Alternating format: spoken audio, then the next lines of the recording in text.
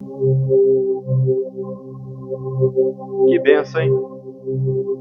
Esperar vocês se acomodarem, se ajustarem, tudo aí. Respira fundo aí no seu lugar, amém? Jesus, Ele está trabalhando nessa noite, você acredita nisso? Em nome de Jesus. Amém?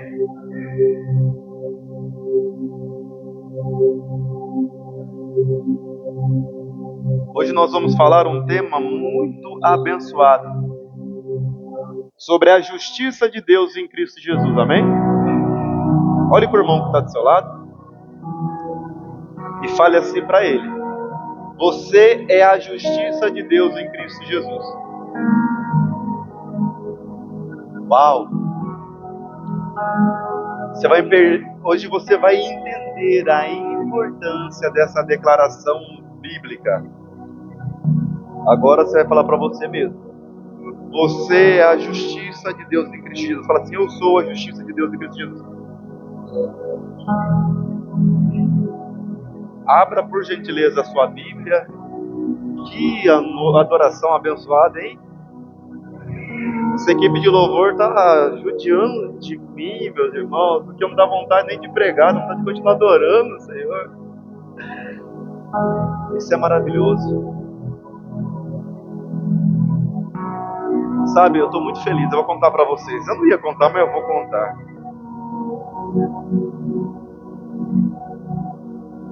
Jesus está realizando nosso sonho. Amém. As coisas estão fluindo com a glória de Deus. Notícias boas têm chegado todos os dias em nossa vida. Deixa eu falar uma coisa para você. Os sonhos que Deus Senhor para as nossas vidas, todos eles acontecerão em nome de Jesus. Você acredita? Amém? Você acredita nisso? Antes mesmo de nós imaginarmos estar aqui, Deus já tinha preparado esse dia, esse momento. E nós cremos nisso em nome de Jesus. Segundo aos Coríntios, capítulo 5, a partir do versículo 17. Você pode dar um glória bem forte por isso?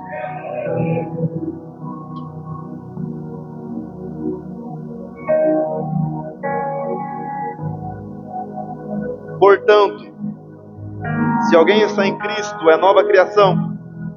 As coisas antigas se passaram, e eis que surgiram coisas novas. Tudo isso provém de Deus, que nos reconciliou consigo mesmo, por meio de Cristo, e nos deu o ministério da reconciliação.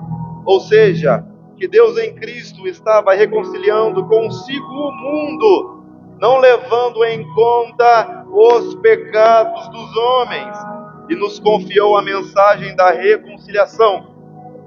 Portanto, somos embaixadores de Cristo, como se Deus estivesse fazendo o seu apelo por nosso intermédio. Por amor a Cristo, lhes suplicamos, reconciliem-se com Deus. Deus tornou pecado por nós naquele que não tinha pecado, para que nos tornássemos a justiça de Deus.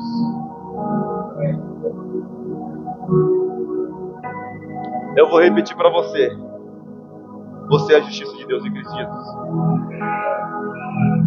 Depois de hoje, nunca mais você vai tirar essa declaração do teu coração.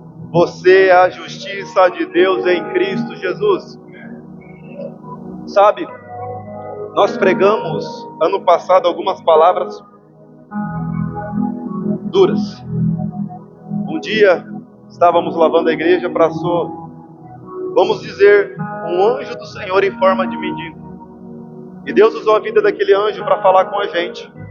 E Deus falou através da boca daquele homem para mim: você foi chamado como João Batista, pregue a verdade do Evangelho, amém? Mas sabe de uma coisa? Nós precisamos entender o que é a verdade do Evangelho.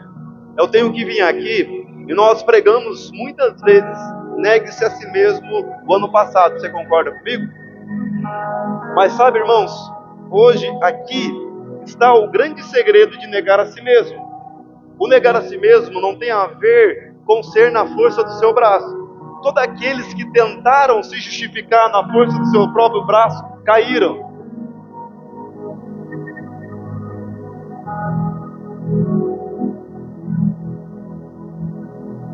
Tudo que é produzido no Evangelho de Cristo não tem a ver com mérito seu.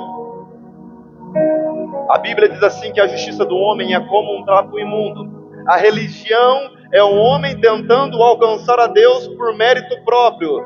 Aí vem o orgulho, vem a avareza, vem a presunção. A Bíblia chama de amantes de si mesmo e vira uma total destruição. Jesus chamava isso de sepulcro caiado. Quem já ouviu essa palavra? Gente, é algo muito duro. O sepulcro caiado era um túmulo que você olhava por fora, ele estava bonitinho, enfeitadinho, mas por dentro não deixava de haver um cadáver em podridão total.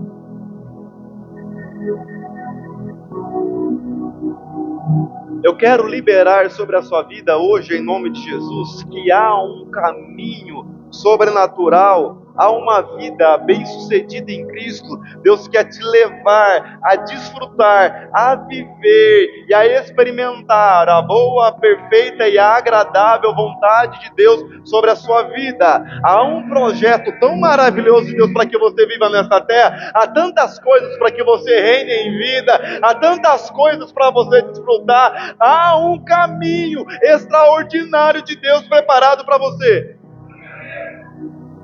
E eu quero que você creia nisso com toda a força, porque isso não é algo produzido por eu. Se fosse, você estaria enrolado. É algo produzido pela cruz do Calvário. A Bíblia diz assim: eis que eu faço algo novo. Eu quero profetizar que há algo novo de Deus sobre você. Há uma vida de Deus sobre você. Há um caminho de justiça preparado para você. Você crê nisso em nome de Jesus? Mas deixa eu falar uma coisa. Há como você não viver isso? Pastor, estava tão bom. Estava tão gostoso.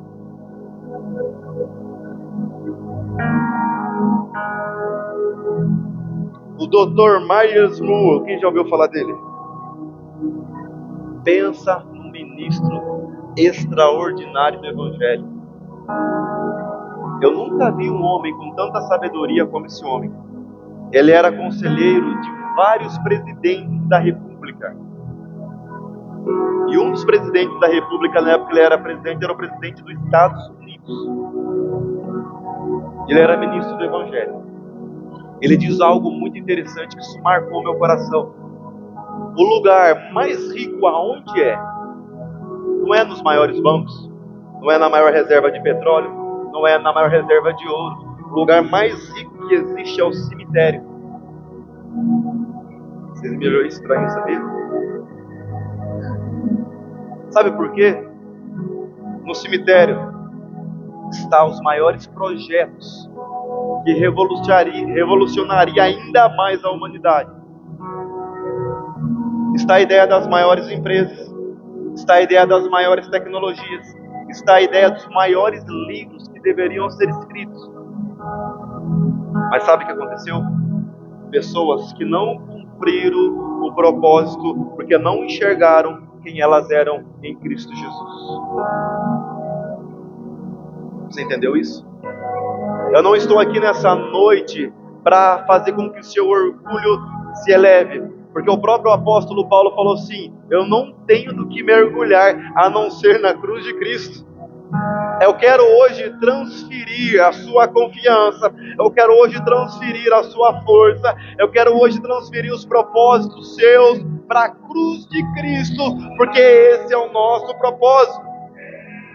Nós falamos aqui ano passado, o ano inteiro, falando assim: não viva uma vida de necessidade, porque é desperdício. Viva uma vida de propósito.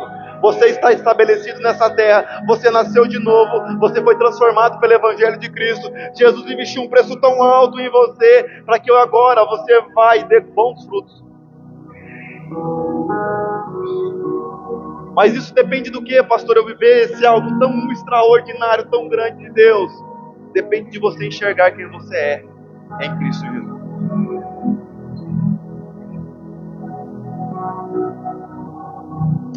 Provérbios diz algo maravilhoso, diz assim: assim como o homem pensa, ele é.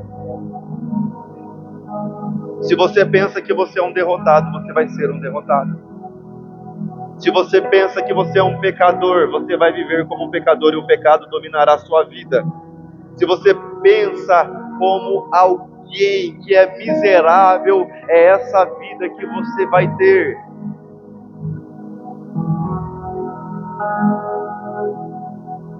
Eu quero que você entenda isso.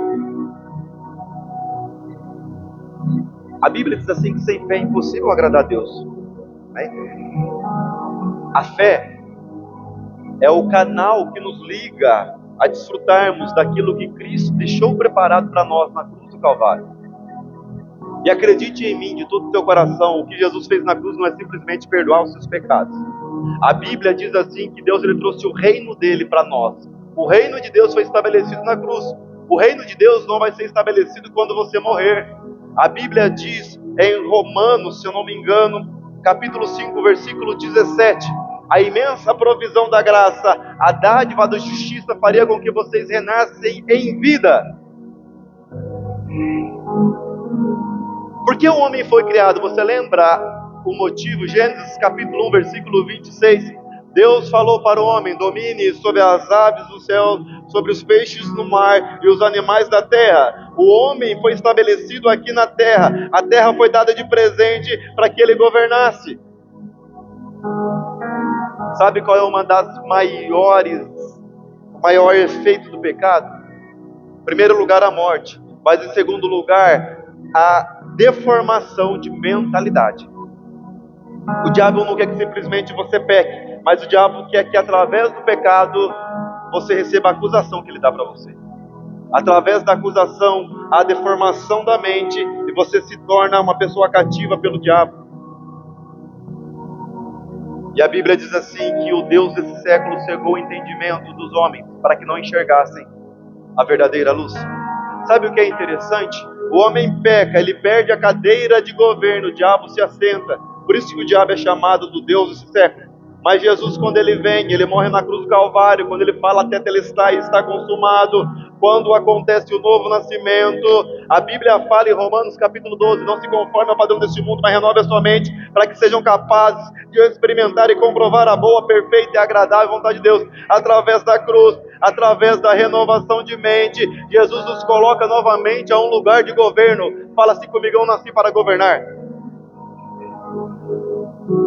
A imensa provisão da graça.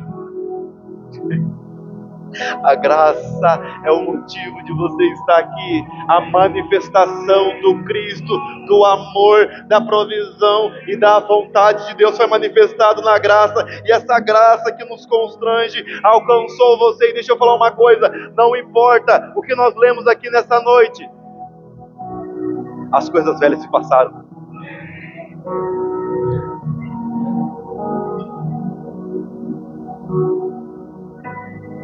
Deus não está nem preocupado com o que você fez no passado. A Bíblia diz que nossos pecados foram lançados no mar do esquecimento. O que importa não é o que você fez ontem, o que importa é o que você vai fazer de hoje para frente. Eu vou repetir para você: as coisas velhas se passaram, e eis que tudo se fez novo. A Bíblia diz assim, que ele não se atentou, ele não se preocupou com o seu pecado. Sabe por que ele não se preocupou? Porque ele pagou o preço pelo seu pecado.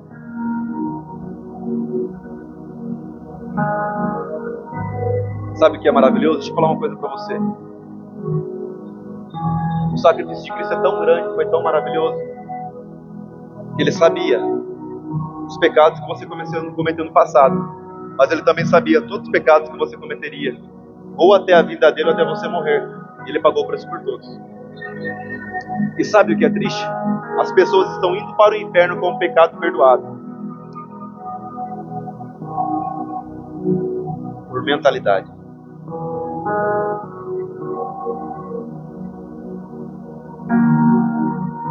Eu vou te provar isso.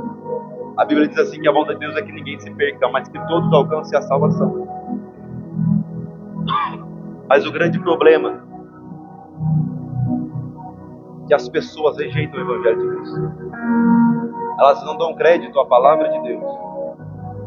E isso tem feito elas serem perdoadas, mas não aceitaram o perdão do pecado.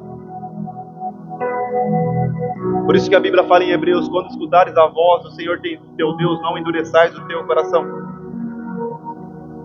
A maioria das vezes nós escutamos essa palavra e nós ligamos somente com aqueles que estão no mundo, mas você aqui dentro, eu também, nós precisamos viver essa palavra todos os dias, porque às vezes você não endurece o teu coração para uma salvação, mas talvez você endurece o teu coração para um preconceito que você tem dentro de você, para uma mágoa que você precisa liberar, para que ela não vire raiz de amargura e você tem cultivado ela todos os dias, para algo que você deveria estar fazendo, mas você não está fazendo, para um propósito que você deveria estar cumprindo, mas você não está cumprindo. Você está entendendo isso? Assim como o homem pensa, ele é. Eu quero que você olhe para dentro de si mesmo agora. Vai lá no profundo do teu coração. Como você tem se enxergado? Sabe, todas as vezes que nós olhamos para o espelho, às vezes até é difícil nós nos encararmos. Você já tentou se encarar no espelho? Às vezes é difícil, não é? Sabe por que é difícil? Porque às vezes você não acredita em você mesmo. E o problema não é você não acreditar em você mesmo. Porque a Bíblia diz: maldito é o homem que confia no homem. Não tem a ver com você não ter confiança no seu irmão. Tem a ver com você confiar em você mesmo. Na verdade, a palavra original é: maldito o homem que confia nele mesmo. Mas quando você olhar para o espelho, você não deve ver a sua imagem. Você deve ver a imagem de Cristo resplandecendo em você.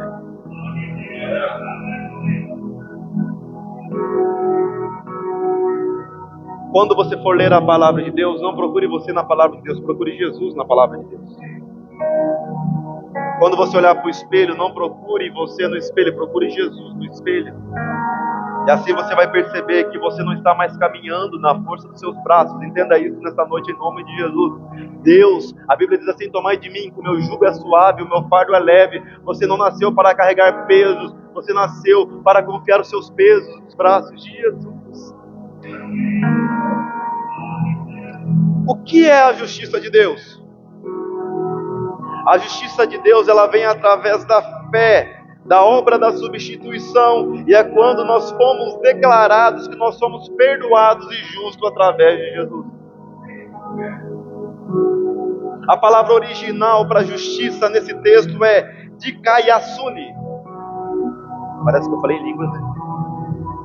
Não é a palavra original no grego, que significa estado daquele que está como deveria, aceitável por Deus, em retidão e santidade. Essa palavra diz muitas coisas, mas o maior significado dela é esse: justiça. Dikaiasune significa você estar no estado que você deveria sempre estar. Sabe o que significa isso? O homem voltar ao plano original.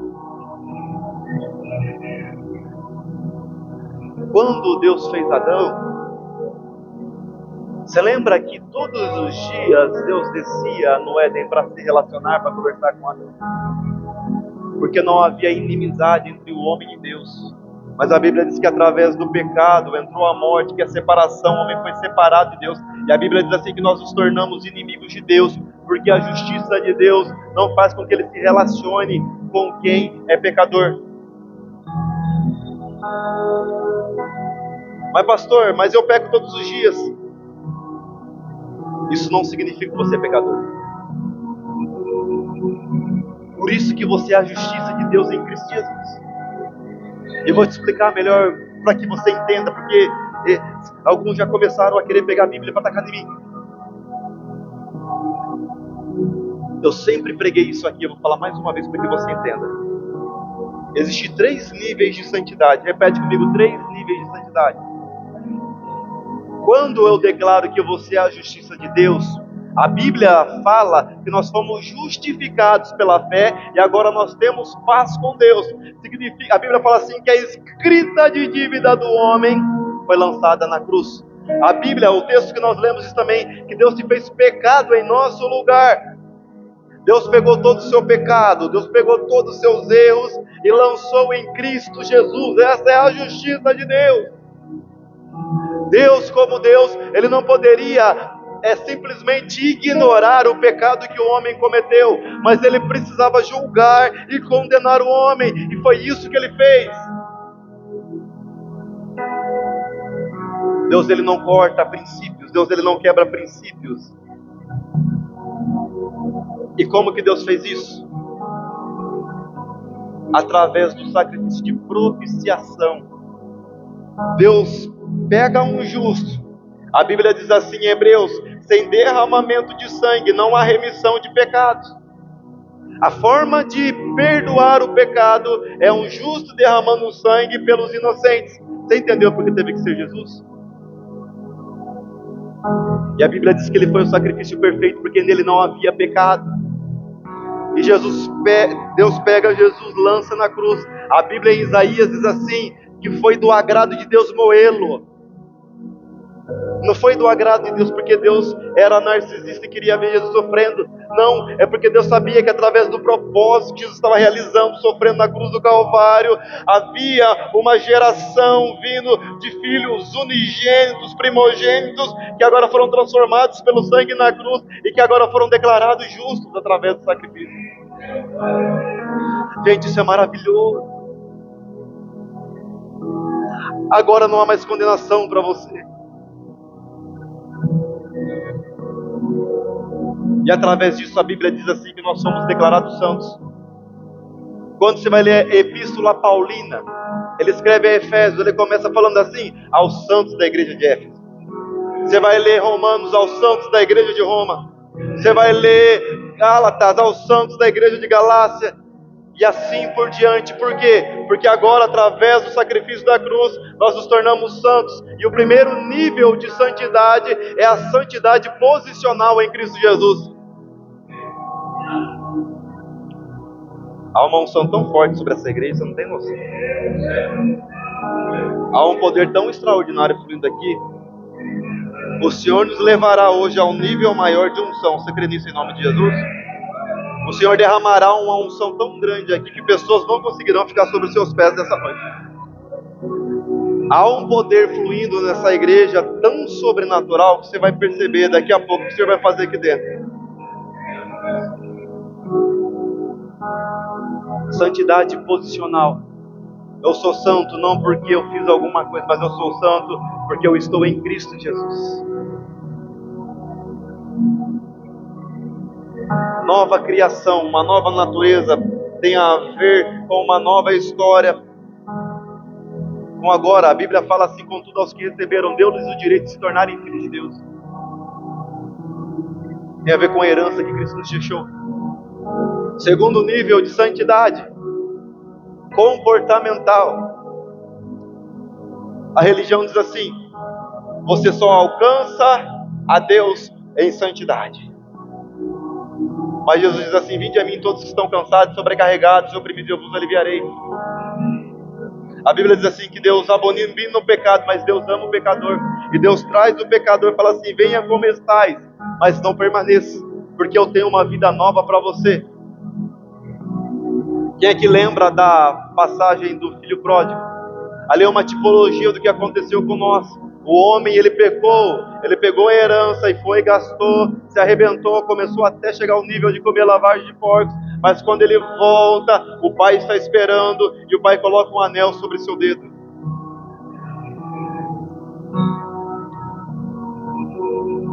A palavra da justiça é maravilhosa. Agora eu sou santo em Cristo, não por força minha, mas porque Ele se fez santo e morreu na cruz. E como eu sou santo, agora eu vou andar na santidade posicional, que é o quê? Eu entendo que o pecado não faz mais parte da minha vida. Eu não quero mais viver uma vida de pecado, porque agora eu fui lavado, eu fui remido no sangue dele. Eu não quero viver mais uma vida de pecado, porque agora há uma veste limpa sobre o meu corpo. E o terceiro nível de santidade. Mas mesmo assim, inconscientemente a Bíblia fala que nós estamos ainda num corpo corruptível. E tem dia que você vai ficar bravo. Tem dia que você vai ficar aflito. Tem dia que você vai falar algo que não deveria falar. Mas a Bíblia diz assim: filhinho, não pequeis, mas se pecais, Jesus Cristo é o advogado e é justo para perdoar os seus pecados. Mas o terceiro nível, você não vai ter mais essa briga que há dentro de você. Como o apóstolo fala, a luta do meu eu contra eu mesmo. Porque a santidade por glorificação, que lá no arrebatamento, quando a igreja for arrebatada nos ares, a Bíblia diz assim que Deus transformará o nosso corpo para um corpo de glória, e a partir desse momento nós seremos santos como Ele é santo.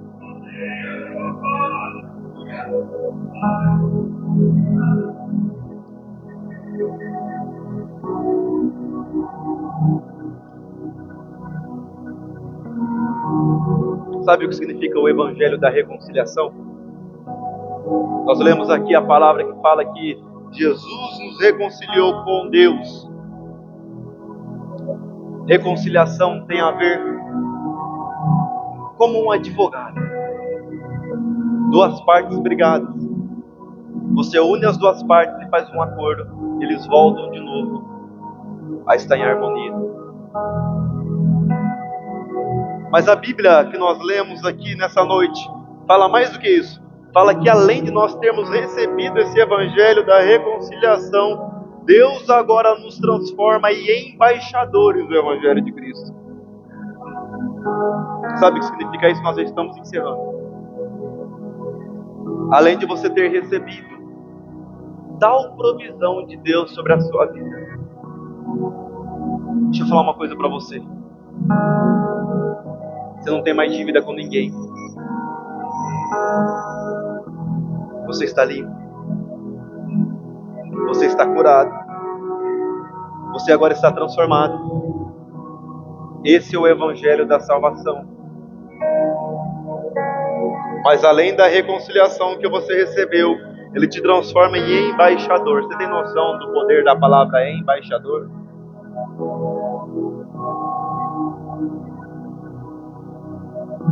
Lá em Israel havia uma embaixada brasileira.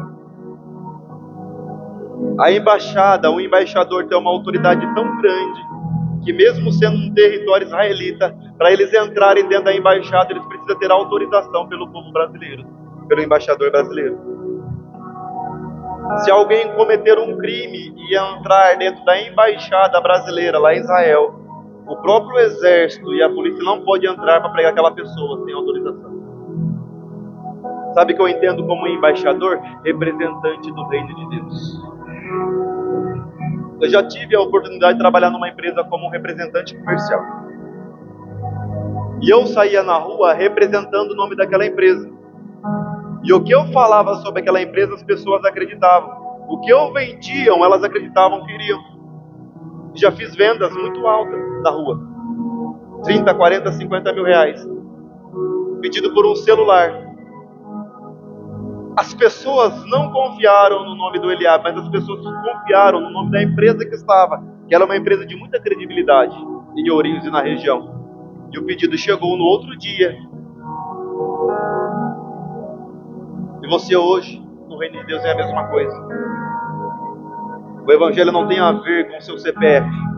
O Evangelho tem a ver com o testamento que foi liberado para nós através da cruz do Calvário, que diz assim: ide por todo o mundo, pregai o Evangelho a toda criatura.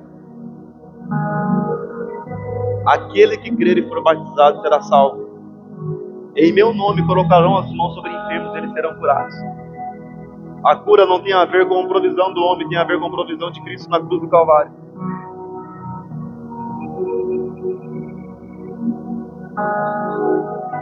Sabe o que eu entendo aqui? Hebreus diz assim: aos seus ministros são como labaredas de fogo.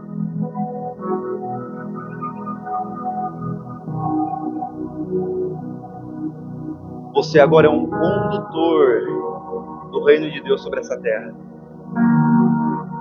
Por isso que o irmão Marcos pregou aqui semana passada sobre o poder de declarar a palavra. Quando você abre a sua boca, não é simplesmente palavras que estão saindo, mas é o céu que está se manifestando aqui na terra. Por isso que através do poder de liberar uma palavra é capaz de transformar um ambiente inteiro. Por isso que o poder de uma palavra liberada é capaz de curar a vida de uma pessoa, independente da situação que ela esteja. Esse é o poder da representação que nós temos em Cristo Jesus. Eu quero ler com você para nós encerrarmos, diz assim: ou seja, que Deus em Cristo estava nos reconciliando consigo o mundo, não levando em conta o pecado dos homens, e nos confiou a mensagem da reconciliação. Portanto, somos embaixadores de Cristo. Por isso que eu falei para você, quando você olhar no espelho, você não deve enxergar você tem que chegar a Cristo. Porque é essa a mensagem que Deus imprimiu em você. Lhe suplicamos, reconciliem-se com Deus. Deus tornou pecado para que, através do pecado, hoje nós nos tornássemos justos. Em outras palavras, esse versículo está falando que quando você prega o Evangelho, e quando você libera a palavra da reconciliação, é como se o próprio Jesus estivesse pregando. Equipe de louvor, sobe por gentileza.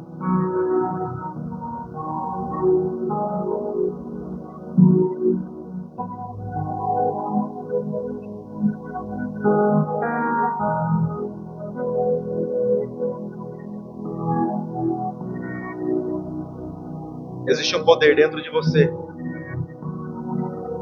Esse poder é capaz de mudar o mundo.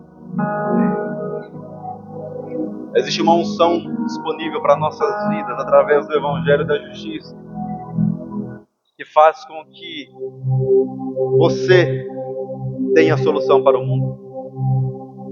Se coloque em pé em nome de Jesus.